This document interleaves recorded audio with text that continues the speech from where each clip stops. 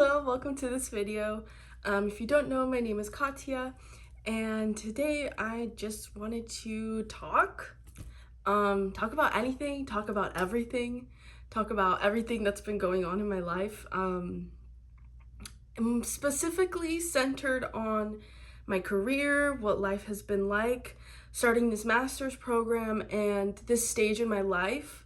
I'm 25 years old, so my frontal cortex has just finished binding together, and I feel like I've been making much more sound decisions and much more, much, I've, how do I say this? Before I turned this age, I would say I was a lot in the mindset of naivete.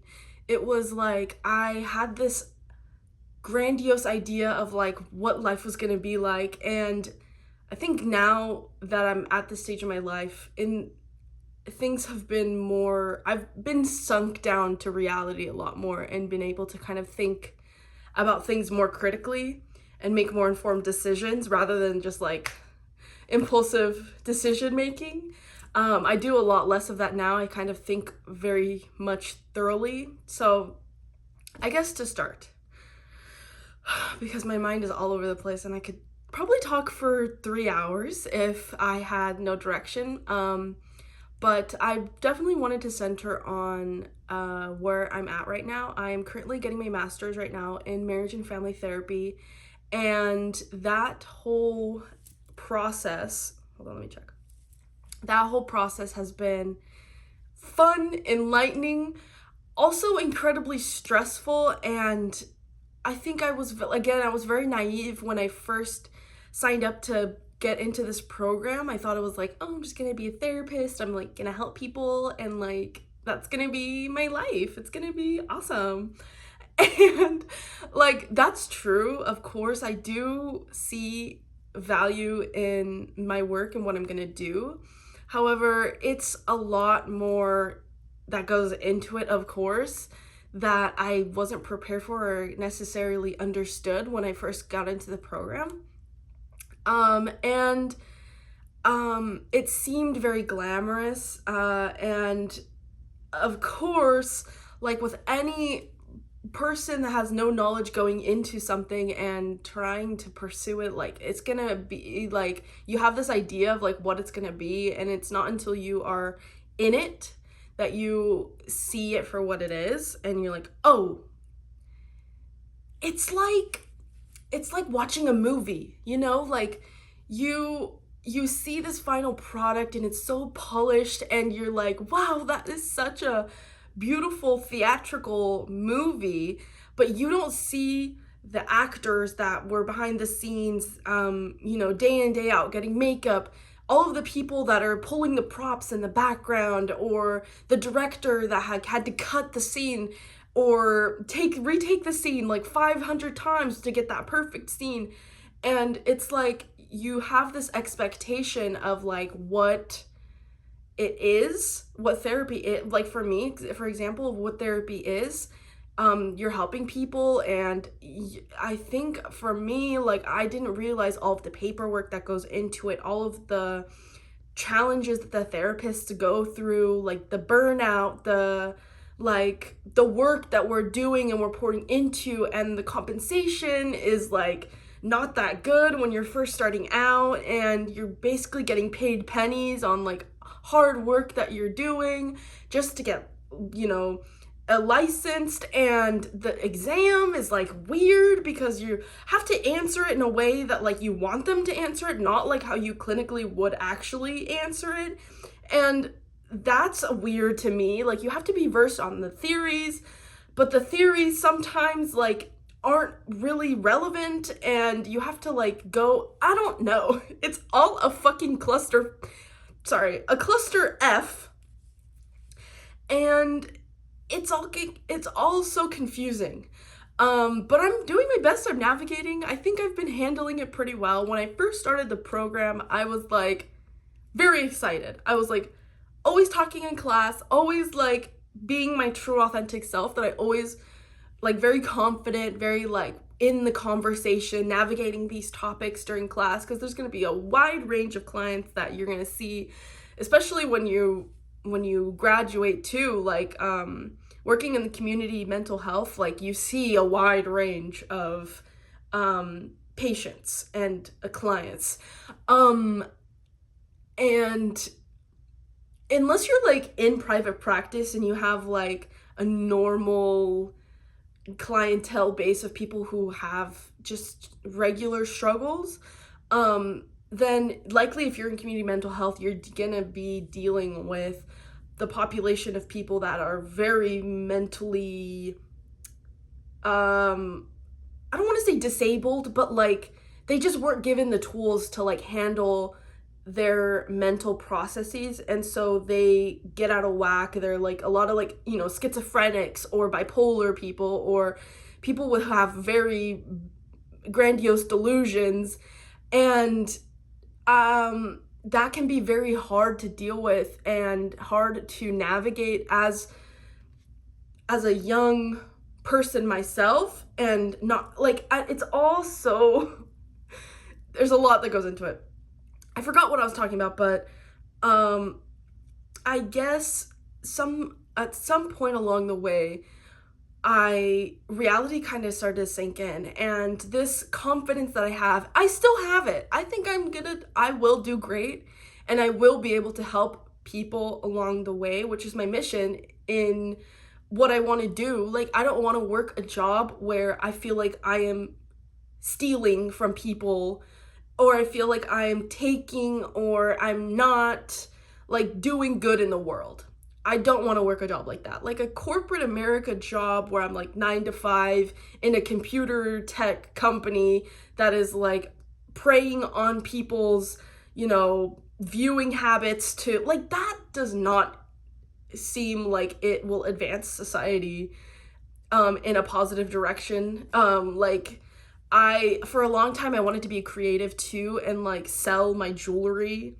And like that's great.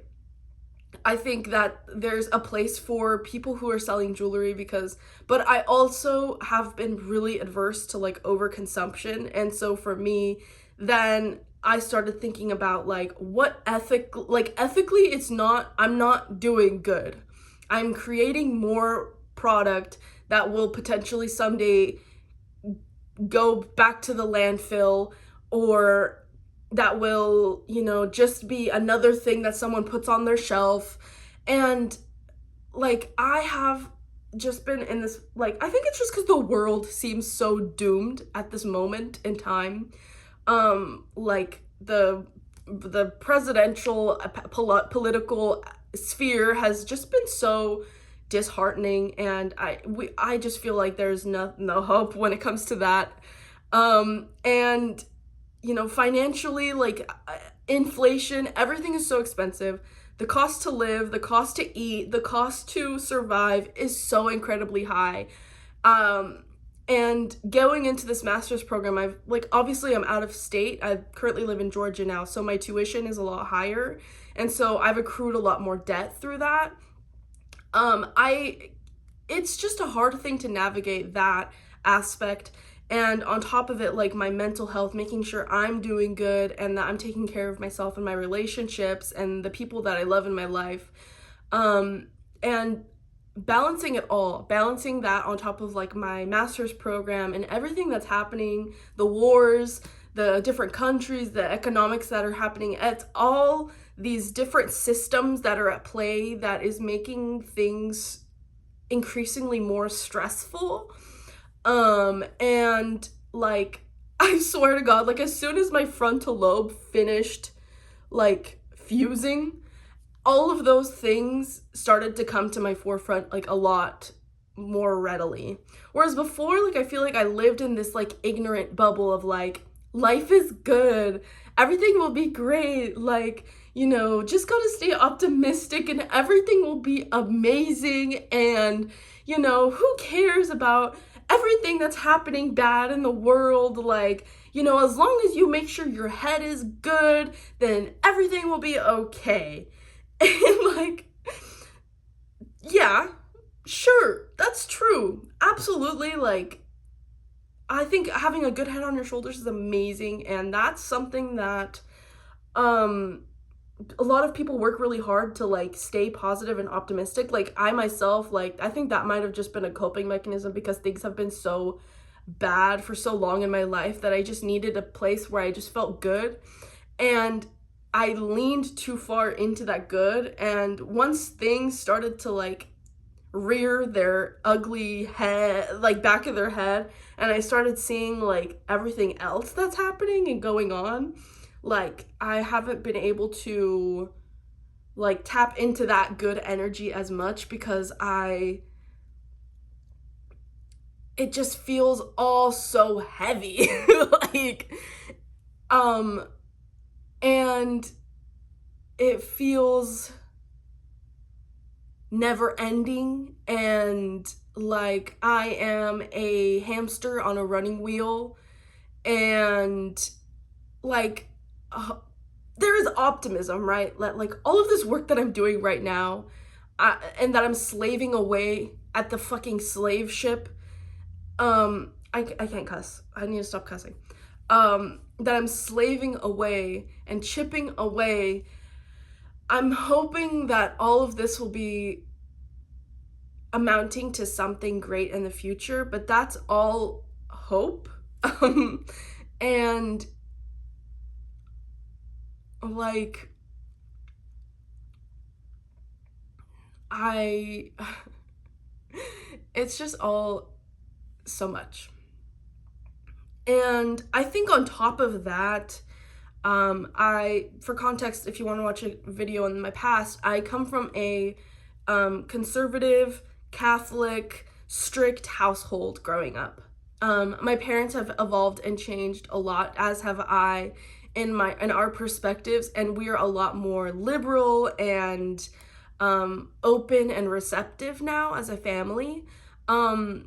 However, growing up, that was not the case, and we all had to learn lessons very harshly, because that system wasn't working for us anymore, and so we all had to evolve to make the home healthier for all of us. But there was a lot of issues that I faced growing up, like domestic violence. My parents were very hostile towards each other, and my mother took that out on me and my sister, and that wasn't a very healthy environment to grow up in. And there was a lot of lessons and things that I had to learn to survive in my household. And of course, those habits can be unprogrammed and can be, deconstructed to learn healthier habits. However, that's really hard to do when you're like unconscious that they're happening. And so I have this like tendency to, like now in my relationships, like I shut down and I don't talk about my feelings, and I push problems away and try not to face them because it's like a security mechanism that I have. And that can be really hard to navigate.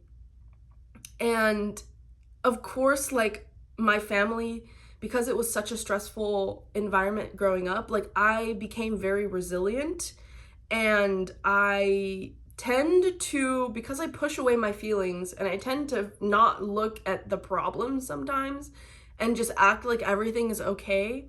When things are just blaringly, like the alarms are going off, things are not okay, I'm burnt out, I am tired, I'm exhausted, I feel hopeless, I feel like giving up, like then at that point I realize, oh shit, there's something wrong. There's actually something very wrong that's happening, and I don't feel very great. And I feel awful. And that's been kind of like a reoccurring thing where like before, like I was like I just pushed my problems away, and now like I have no choice. Like I really have to start facing my fears and facing that guilt, facing that feeling, facing that ugly feel, that thing that I am doing, that I have to face all of these ugly parts of myself that I wanted to neglect and just wanted to forget that they're there, in hopes that they'll just disappear, but they don't disappear. They always come back. And I think, like, I knew that going into this field as a therapist, that I was gonna have to do a lot of reflecting. And like that's the bulk of what therapy is at first. Like as you're learning these different theories and these different ideas, the way to like best learn them is to like interweave your own personal experiences and your own personal things that you've gone through in, so that way you can ingrain that to something salient that's important to you, like a memory that you have or a thing that you went through. And so when we're going through class and we're learning about like domestic violence or like couples problems or like, you know, childhood things that kids go through, like abuse, and like you're learning about all of these things that are you like, and then I'm then connecting it to things that I've witnessed in my life or things that I've gone through, and that's so like, then it brings up a whole slew of things and feelings that you have to face, and you really can't not look at. You have to address it, or else it's going to interfere with the therapeutic work that you do with your clients, because you're then not just gonna, you're not gonna talk about it, and you're gonna not face it with your clients, and that's not okay. And it's just a whole thing. And then you question. Like you question, is this like even worth it? Like it seems like so much work, and I want to be a good person. I want to like help people. Like that's literally, I don't want to work a job where I'm robbing people, or like I said already, like I'm taking from them. I want to feel like I'm doing good work, but that work requires me to do a lot of internal work. And that's a whole thing. And sometimes it's like, it feels like a never-ending cycle. And also being the first in my family to go through this process. And I chose probably like the hardest route. Like I could have gone into like mathematics or like fucking computer science or engineering. Like that would have been hard as far as like numbers, crunching numbers, and like mathematics. That would have been hard, definitely. But when you're having to face your own demons on a constant basis and your own shit that's like coming up, and you have to like always make sure you're good, like that can be so exhausting. And I know like on the surface it's like, oh, you're just talking about your feelings, like, oh, you're just talking about like, you're just like, it just seems like such a simple thing. Like I shouldn't be sat here crying about it. That sounds so dumb. I feel like an idiot. And then that's its own shame cycle, its own spiral of like, then it's like, I feel like imposter almost, like how can I handle all this? If like, how can I be sat here? Oh my god. It's like, it's just its own thing. Oh my god.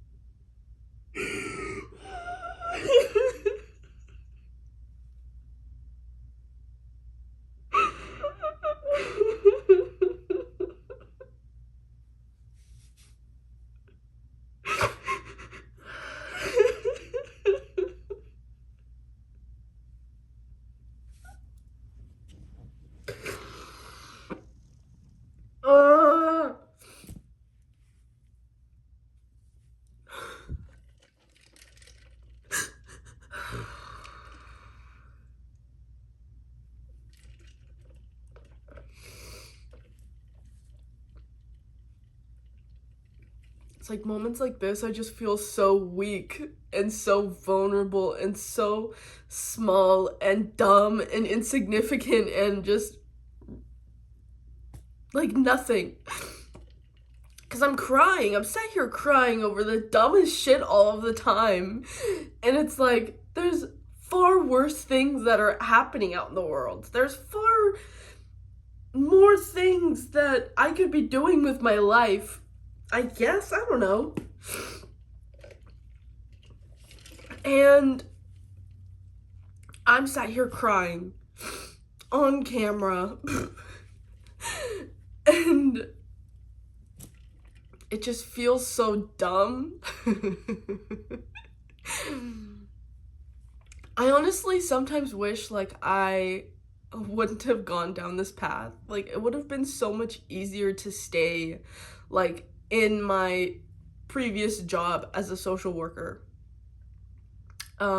Like at least then I had like my caseload and like the people that I would call every week, and I was good at my job, and you know, I was making like 24 an hour. Like why did I decide to like go down this path? And just it's hard, and it's gonna, I guess I keep telling myself it's gonna pay off in the long term, but it's like I would have saved myself all of this stress and all of this crying and this this journey of like self-care, self-love, like compassion. Like I guess like it's necessary. Like this was a step that I had to take in order to like be my best self in the future, or else I wouldn't have took it. Like my path is taking me on this way for a reason, or else I wouldn't be here, of course. But it's like sometimes I lose that like connection to like what it's all for, and I can really easily fall into that like what the fuck is going on, like especially if I zoom out like a lot. Like this is me completely sober, okay, just for context. There's sometimes where like I'll smoke weed and or I'll do mushrooms and I zoom way the fuck out. I can't do that very often, to be clear, because I have like the most insane like existential crises.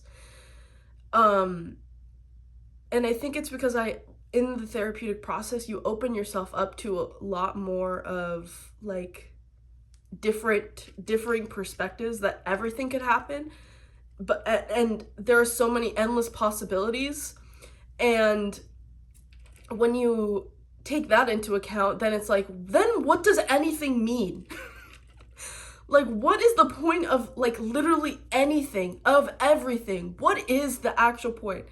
And God, I can't be in that space for too long, because if I zoom way out, like in the sense of like I zoom out of like I'm out in space looking down on Earth, like that far out, and I look down and I'm like, what the fuck is everything happening? What is anything at all? Like in the grand scheme of like looking at all of the other stars in the galaxy, and you're looking down at Earth and you're like, why am I stressing about these little things? And why am I losing so much sleep? And why am I what is even anything? What is even the point? There is nothing, no point. There is no, and then oh God. I wish I could just turn my brain off sometimes. There was like always a constant wheel of thoughts, of things going on, of ideas, of information constantly siphoning and going on in my head, and I can never turn it off. Never.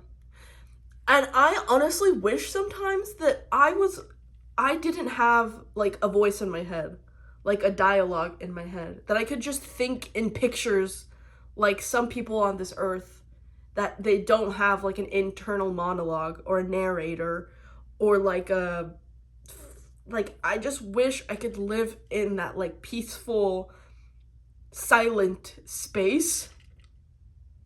I will never know that. And what is this video? What is the point of me sitting down and making this video? Before I used to make YouTube videos on a pretty regular basis. I've privated a lot of those videos because I was so delusional and so like I was a kid like posting at like 18, 19, like, and I cringed at a lot of the stuff that I said and the things that I was doing in those videos, or the messages I was trying to portray. I was really into astrology, which, I mean, I don't know. That's its thing. I kind of still believe in it, and I hold a lot of like, that was a foundation that I needed to help me connect with people. Like, that was a way for me to categorize people and to connect with them in an easy and digestible way. Like, by, you know, it was like one of the first conversation starters that I would always have with people. Be like, what's your sign? And then we would have like lots of banter and talking about like astrology, and that was like my hyperfixation at that time. And I don't know, I just have like kind of strayed away from using that language, I guess, astrology language. And but I liked the outlet of coming on to a platform and just talking and connecting with other humans.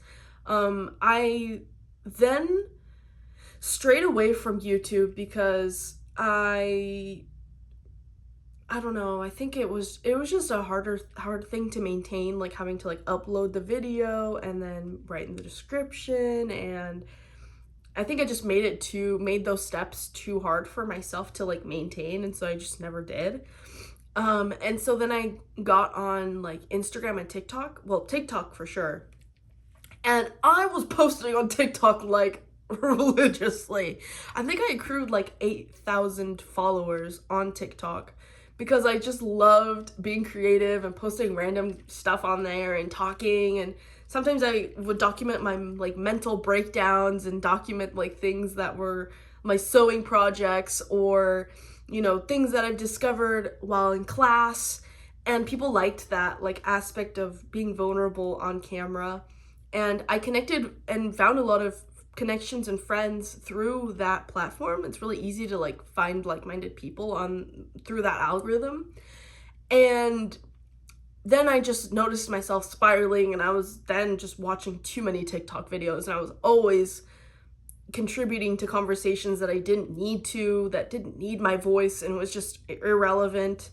And I just saw myself like not then using it for like not very good things, and spending way too much time on there, like scrolling on TikTok for like 3-4 hours at a time, and then getting like aches in my stomach because I had been like sedentary for too long, and then not being able to get out of that like spiral of like needing that dopamine hit. And that was its own thing. And so then I'm like, okay, well, let's just go back to the basics. I've been like really trying to like uproot all of these different aspects of my life and like examining them for what they are, and like trying to reprogram new habits. Like, growing up, my mom is a shopaholic, a spendaholic. She loves buying things. Her love language also is to buy her things for other people. And my dad is the same way. He loves giving gifts. And I have this like insane like urge to like have that dopamine hit like all the time now, where like I will buy things that I don't need. I will consume or like go out and eat at restaurants. I don't need to do that. I have food at the house. Like I have like this urge because of how I was raised or how I was brought up later in my life, and got like these like insane dopamine hits from, and now I have to like re-examine all of these like behaviors. I can't be spending like that in this economy. I don't need another pair of Doc Martens. I already have 4 pairs. But they are in a different color and they're different style. But I don't need it. Like I have they're I don't need it. I have a pair of white shoes. I have a pair of black shoes. I have a pair of neutral shoes. I don't need another pair of shoes. I have 50 shirts. I don't need another shirt. I have roughly 15 pairs of pants, shorts in that category, bottoms. I don't need more. But this urge to like constantly consume is like so prevalent. I have to decode it and understand it so I can make a new better habit because this way that I've been existing is not working, is not serving me. I'm literally sat here crying on camera, having a breakdown, and freaking out because first, like the behaviors and the ways that I was programmed growing up is not congruent with the lifestyle that I want to live in the future. If I keep maintaining my behaviors, I'm gonna be broke, living on the side of the road, probably on the streets, or moving back to live with my parents and figuring something else out. And I don't want to do that. I think this fear of like failure is what constantly is driving me to keep pushing and being better, because I don't want to fail. I can't fail. I would lose something very valuable if I completely fell on my face.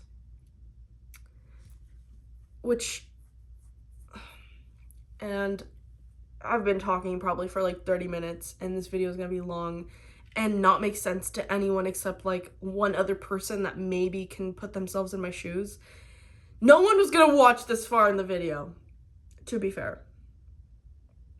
But this moment, this very deep moment in my life right now could help someone.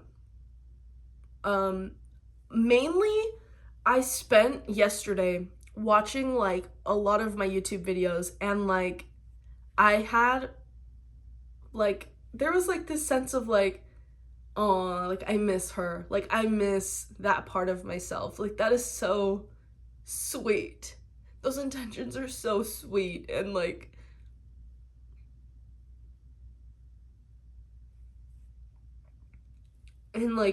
I would like to look back, 20 years from now, and look back at my YouTube videos and be like, oh, like I remember that place in my life. That was such a pure place to be in.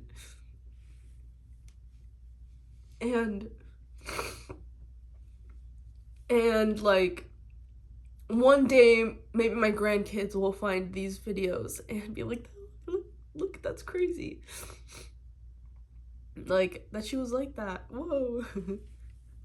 Like she was struggling for nothing. She was crying over nothing. But I'm in such a place, like even though I'm like sad, crying, sat here, like I know it'll all be for something. There is still that little bit of like, it's gonna work out. It's fine. It'll be okay. It will be fine.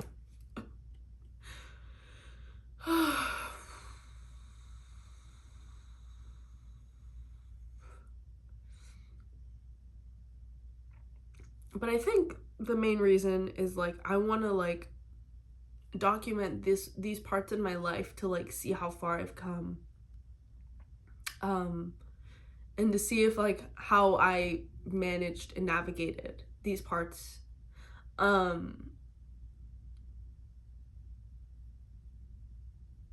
Yeah.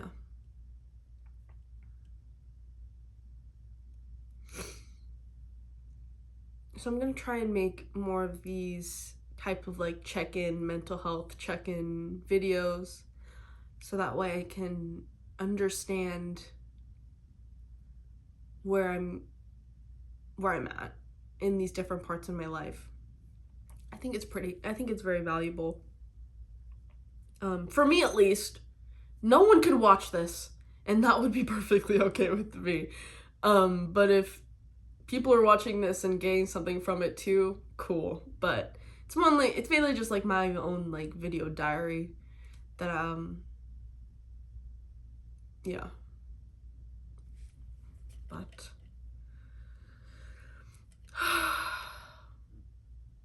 I am probably going to crochet for a little bit. I've been trying to finish this bag. I've been trying to make this bag and finish and I've poured so many hours into it. Who knows if it'll even turn out good. I've fallen out of like working out. I used to be like work out all the time, but then I got burnt out. And so I've been trying to like implement new ways to like, you know, get my body moving. Excuse me. So that's something else I've been doing. Check in probably, well, the next check-in will be like in 6 months maybe. We'll see. I might post more often, who knows? Maybe like things that I've been learning on my clinical work, because I'm gonna start practicum soon, like actually seeing clients. Like this whole year has been like me preparing to see clients, like making sure ethically I'm in a good mindset to see clients. And come next month, I'm gonna like actually see clients and have my own caseload, which I'm so excited for that. And then I'll really start to like get an idea of like what therapy will look like outside of like, but because there's only so much preparing you can do. There's only so much like work that you can do to prepare yourself to see clients. So now that I'm actually gonna start, I'm super excited. What else is going on? I'm still living in Georgia. I'm kind of not knowing if I'm gonna stay here in Georgia after I graduate and just do like get my clinical hours here and get my license to practice here in Georgia, or if I want to move back to California where my family lives and get client hours and do that.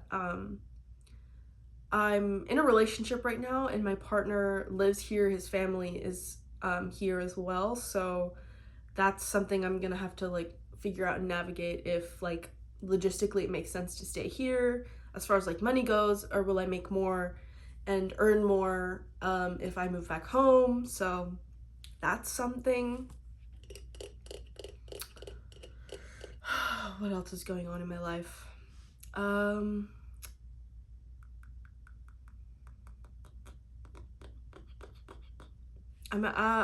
I work on campus as like a success coach, kind of like I work in the office of student success and retention, and so I reach out to students on campus that might be struggling, and that's pretty fun. I'm gonna actually start like having a caseload in that regard, as far as like students that are falling behind or they need a little bit of help. And now that I've gone through orientation and met all of the incoming freshmen, like I have a bit of like a resume with those first years to like really keep up with them and make sure they're doing good. And maybe I'll start like focus groups, or have like little sessions with the students about like how to navigate college, or how to deal with stress, or you know, things that we could have prepared you better for. And so that's a fun aspect that I'm excited for too, to help college students. Because when I started my undergrad and I first came into college as a fresh 18-year-old freshman, I know that I did not do very good. I didn't handle it very well. There was resources I could have taken advantage of that I didn't. Just because I had this idea of like I can do it for myself, but I couldn't. I don't know, I was not dealing very well. And so I had like really bad grades and I got on academic probation. And so I think I have like a solid foundation to like help a lot of students because of my background, and clearly I've done something right because I'm getting my master's right now, even though I'm kind of crazy still, like kind of struggling and not knowing what's going on. Like I still have a good foundation of like how to navigate certain aspects and how to deal positively with it, because like even though I'm sat here crying and I'm sad, I'm still gonna keep my head high, still keep pushing, still do my best to like do what I gotta do to keep it pushing. That's still like I'm still so motivated in that regard. Everything will happen. Um, Good, bad, and ugly. I just gotta keep pushing. So, but yeah, I think that's it. Um,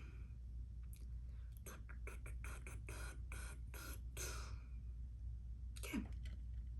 Thank you for watching. And I'll catch y'all on the next one.